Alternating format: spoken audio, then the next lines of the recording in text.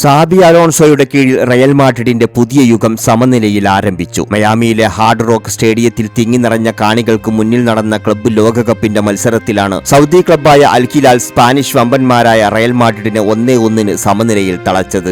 Simon Inzaghi പരിശീലിപ്പിക്കുന്ന അൽ ഹിലാൽ മികച്ച പ്രതിരോധവും തന്ത്രപരമായ മികവും കളിയിലുടനീളം പ്രകടിപ്പിച്ചു. പനി കാരണം കിലിയൻ എംബാപ്പെ കളിക്കാത്തതിനാൽ 21 വയസ്സുകാരനായ ഗോൺസാലോ ഗാർസിയയായിരുന്നു മുന്നേറ്റ നിരയെ നയിച്ചത്. റോഡിഗ്രോയുടെ മികച്ച അസിസ്റ്റിൽ 34-ാമത്തെ മിനിറ്റിൽ യാസിൻ ബോനുവിന്റെ മുകളിലൂടെ പന്ത് ചിപ്പ് ചെയ്ത് താരം ഗോൾ നേടുകയും ചെയ്തു. എന്നാൽ മാഡ്രിഡിന്റെ സന്തോഷത്തിന് അധികം ആയുസ്സൊന്നും ഉണ്ടായില്ല.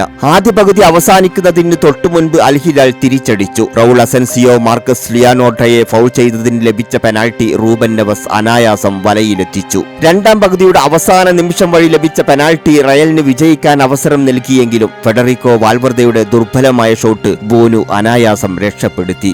ആദ്യ പകുതിയിൽ സൗദി ക്ലബ്ബായ അൽ ഹിലാൽ മികച്ച മുന്നേറ്റങ്ങൾ നടത്തിയെങ്കിലും രണ്ടാം പകുതിയിൽ റയലിനെ പ്രതിരോധ പൂട്ടിട്ട് പൂട്ടുകയായിരുന്നു അൽ ഹിലാൽ.